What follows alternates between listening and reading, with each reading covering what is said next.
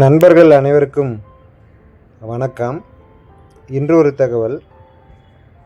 இந்த காலத்தில் இருக்கக்கூடிய சில பிள்ளைகள் எப்படி இருக்காங்க, வெளிநாட்டில் வாழும்போது அவங்களுடைய ஈர்ப்பு பெற்றோர்கள் மேலே எப்படி இருக்குது, அவர்களுடைய அக்கறை எப்படி இருக்குது அப்படின்றத ஒரு தகவலாக பார்க்கலாம். ஒரு அப்பாவின் உடல் பார்த்திங்கன்னா எரிமேடியில் எரியூட்டுறதுக்காக வச்சுருக்காங்க.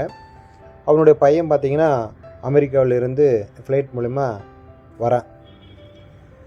வந்த உடனே கூட அந்த பையனுக்கு தெரியறதில்ல. உயிர் தெரிந்த அப்பாவின் உடல் ஒரு பக்கம் இருக்குது. நேற்று வரை அப்பா அப்படின்றது ஒரு உயிர், இன்று அது ஒரு உடலாக இருக்குது. நாளைக்கு வெறும் சொல் அப்படின்ற ஒரு முறையில் தெரியாமல் நின்றுக்கிட்டு இருக்கான். அப்படி மயானத்தில் அவன் அந்த அப்பாவுக்கு நெருப்பு வைக்கும் பட்சத்தில் மனைவியினுடைய தொலைபேசியை அடிக்குது. உடனே எடுத்து பேசுகிறான். சடங்கெல்லாம் முடிஞ்சிருச்சா, எப்போ வீட்டுக்கு வருவீங்க அப்படின்ற ஒரு கொஷின் அவனுடைய மனைவி கேட்குறான். இவன் சொல்கிறான், சடங்கு செய்யும்போது தள்ளி நில்லுங்க, ஏதாச்சும் இன்ஸ்பெக்ஷன் தொலைய போகுது அப்படின்னு சொல்லிட்டு பக்கத்தில் இருக்கக்கூடிய அந்த நபர்கள் எல்லாத்துக்கிட்டையும் சொல்கிறான். ஒரு வழியாக அந்த அப்பாவினுடைய உடல் வெந்து தணிந்தது. அந்த சாங்கியமெல்லாம் பண்ணுறதுக்கு நிறைய நபர்கள் மொட்டை அடிக்க சொல்கிறாங்க.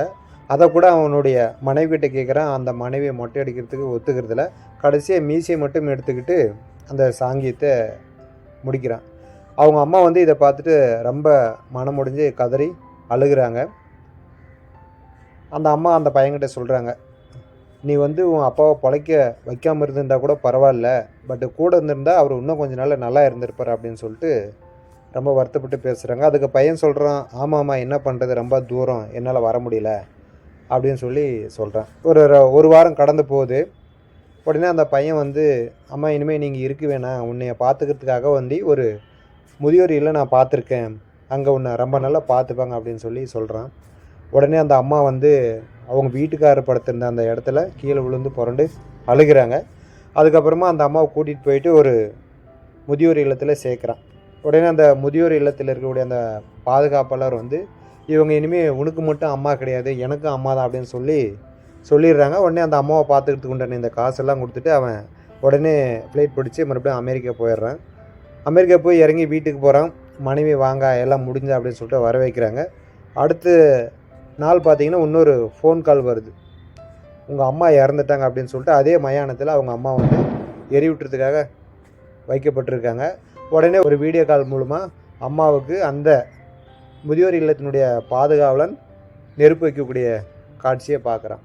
ஸோ வெளிநாட்டில் வேலை செய்யக்கூடிய நிறைய நபர்களுடைய நிலை இதுவாக தான் இருக்குது.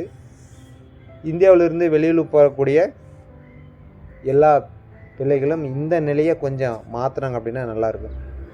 1000 தான் நம்ம பணங்காசு பெற்றோர்களுக்கு அனுப்புனாலையும் அவங்களுடைய தேவை பூர்த்தியாகாது. பக்கத்திலிருந்து பார்த்துக்கிற ஒரு மன திருப்தி கண்டிப்பாக வரவே வராது. அடுத்ததாக மைவி த்ரெட்ஸில் என்ன தகவல்? ஒரு தகவலுமே கிடையாது. கிட்டத்தட்ட நான் வீடியோ போட்டு 22 நாள் ஆச்சு. பட் எந்த ஒரு அப்டேஷனுமே இல்லை. நிறைய நபர்கள் தீபாவளிக்கு பேசுவாங்க, கம்பெனிக்கு புதுசாக ஏதாச்சும் அப்டேட் கொடுப்பாங்க அப்படின்ற மாதிரிலாம் சொல்லியிருந்தாங்க. பட் அந்த மாதிரி எந்த ஒரு நம்பிக்கையும் எனக்கு இல்லை. அதேமாதிரி அவர் பேசின பாடம் இல்லை அப்படின்றது எல்லாத்துக்குமே தெரியும். ஏன் இப்படி மௌனம் காக்குறாங்க அப்படின்றதும் தெரியல. ஒருவேளை நிறைய நபர்கள் கேட்குற கேள்வி என்னென்னா, மக்களை மறக்கடிக்கணும் அப்படின்றதுக்காக இந்த மாதிரி டைம் எடுத்துக்கிறாங்களா அப்படின்ற ஒரு கொஷினும் முன்வைக்கிறாங்க. அதே மாதிரி கோர்ட்டு எங்களுக்கு பேச அனுமதி கொடுக்கல அப்படின்ற ஒரே வார்த்தையை வச்சுக்கிட்டு இத்தனை லட்சம் மக்களினுடைய மனநிலையை ரொம்ப சங்கடப்படுத்துகிற மாதிரியான ஒரு சூழலை மைவி த்ரெட்ஸ் ஏற்படுத்துகிறாங்க அப்படின்ற மாதிரி சொல்கிறாங்க. ஸோ இதெல்லாம் ஒரு பக்கம் இருக்க, இந்த பக்கம் பார்த்திங்க அப்படின்னா ஒரு சில என்னுடைய டவுன்லைன் மக்கள் கூட பார்த்திங்கன்னா சங்கம் அப்படின்னு ஒரு சில நபர்கள் ஆரம்பிச்சிருக்கிறாங்க இல்லையா. ஸோ அதிலெல்லாம் நாங்கள் போய் ஜாயின் பண்ணலாமா அப்படின்ற மாதிரி கேட்குறாங்க. அது உங்களோட விருப்பம், ஜாயின் பண்ணலாம், தப்பு கிடையாது. ஏன் அப்படின்னு பார்த்தீங்கன்னா, இப்போ நம்ம தான் போய் மைவி த்ரெட்ஸில் பர்ச்சேஸ் பண்ணி ஜாயின் பண்ணியிருக்கிறோம். ஸோ அந்த பணம் நம்மளுக்கு வரணும் அப்படின்றதுக்காக எல்லோரும் ஒவ்வொரு வகையான முயற்சியை எடுத்துக்கிட்டு இருக்கிறோம். எப்படின்னு பார்த்தீங்கன்னா, ஒரு சில நபர்கள் பார்த்திங்கன்னா ஒரு 200 நபர்களுக்கு மேலே போய் கம்ப்ளைண்ட் கொடுத்து அந்த பணத்தை வாங்கிறதுக்கு ஒரு முயற்சி எடுத்துக்கிட்டு இருக்கிறாங்க. அது ஒவ்வொருத்தரும் தனித்தனியாக. ஒரு சில நபர்கள் ஜாயின் பண்ணிட்டோம், எல்லோரும் கேஸ் கொடுத்துருக்குறாங்க, நிலுவையில் இருக்குது, வரும்போது வந்து கொடுக்கட்டும் அப்படின்னு ஒரு சில நபர்கள் இருக்கிறாங்க. அது அவங்களுடைய முயற்சி.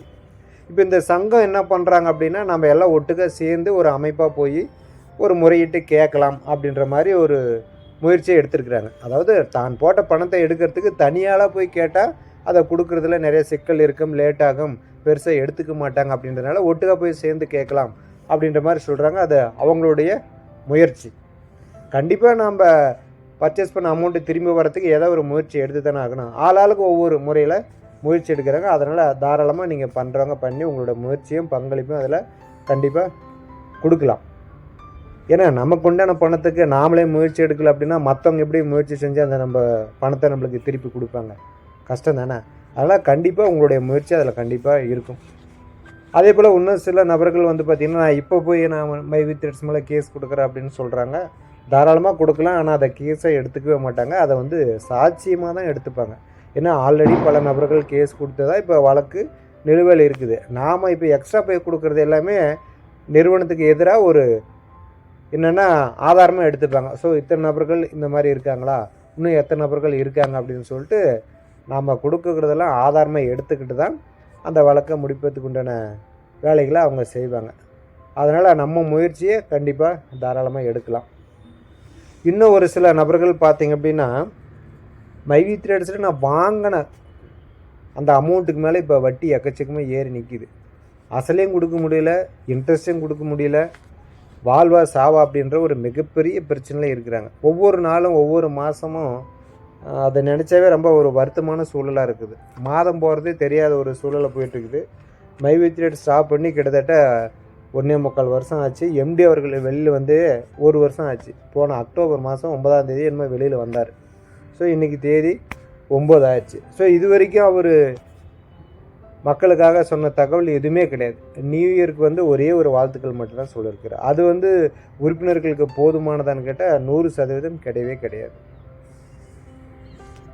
ஏன்னா மைவி த்ரெட்ஸை இன்னும் நிறைய மக்கள் நம்பிக்கிட்டு இருக்கிறாங்க. கண்டிப்பாக வந்து ஏதாவது ஒரு அடிப்படையில் நம்மளுக்கு ஏதாவது ஒரு பெனிஃபிட்டை கொடுப்பாங்க அப்படின்னு சொல்லிட்டு. பட் இவங்க அதை பற்றி பேசாமல் அமைதியாக இருக்கிறதுனால நிறைய உறுப்பினர்களுடைய மனநிலை வந்து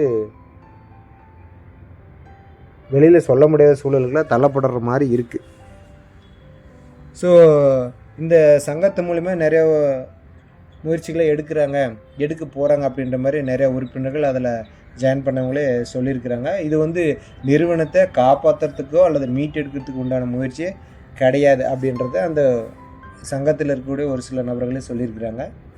அதாவது நம்ம ஒட்டுமொத்தமாக போய் ஒரு இடத்துல ஒரு விஷயத்தை கேட்கறதுக்கும் தனியாக கேட்கறதுக்கு டிஃப்ரெண்ட் இருக்குது. ஒரு கையை தட்டினா ஓசை வராது, 2 கை தட்டினா தான் ஓசை வரும். ஸோ எங்கள் பணத்தை திருப்பி கொடுக்கறதுக்கு ஏதாவது ஒரு வழி கொடுங்க அப்படின்ற மாதிரி ஒரு நிறுவனத்துக்கிட்டே போய் முறையிட்டாலும் அதை ஒரு நபர் 2 நபர் போய் கேட்டோம் அப்படின்னு சொன்னால் வழக்கு வந்து கோர்ட்டில் இருக்குது, அதை முடிஞ்சால் பார்த்துக்கலாம் அப்படின்ற மாதிரி சொல்லி அனுப்பிச்சிடுவாங்க. பட் இந்த மாதிரி ஒரு அமைப்பாக போய் கேட்டோம் அப்படின்னா அதுக்கு ஏதாவது ஒரு சொல்யூஷன் கண்டிப்பாக கிடைக்கும் அப்படின்ற அடிப்படையில் நாங்கள் இதில் ஜாயின் பண்ணியிருக்கிறோம் அப்படின்ற மாதிரி அதில் ஜாயின் பண்ண ஒரு சில நபர்கள் சொல்லியிருக்காங்க.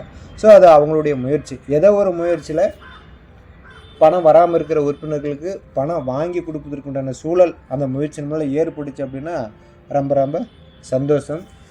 அதே போல் இன்னும் ஒரு சில நபர்கள் பார்த்திங்கன்னா பொங்கலுக்கு வந்து பேசுவார், புது அப்ளிகேஷன் வரும், நியூ இயருக்கு வந்து பேசுவார் அப்படின்ற மாதிரிலாம் ஒரு சில நபர்கள் சொல்கிறாங்க. அதில் எனக்கு 100% நம்பிக்கையே இல்லை.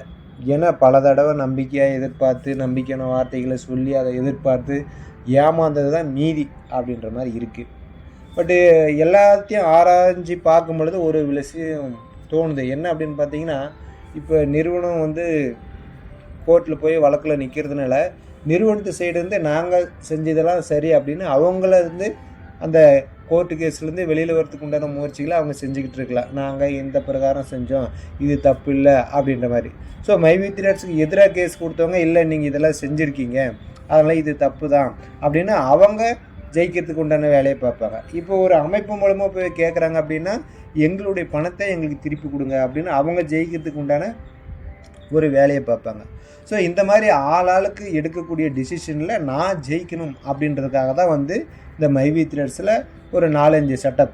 அதே போல் மைவி த்ரெட்ஸ் நிறுவனமாக இருந்தாலும் சரி, மைவி த்ரெட்ஸ்க்கு எதிராக புகார் கொடுத்தவங்களாக இருந்தாலும் சரி, அல்லது காவல்துறை, நீதித்துறை எதுவாக இருந்தாலும் சரி, மைவி த்ரெட்ஸ் தொடர்பான இந்த காலக்கெடு இன்னும் ரொம்ப காலம் நீட்டிட்டு போனாலே அவங்களுக்கு எந்த லாஸுமே கிடையாது. அதே போல் பணம் போட்டு அந்த பணத்தை எடுத்தவங்களுக்கு எந்த லாஸுமே கிடையாது.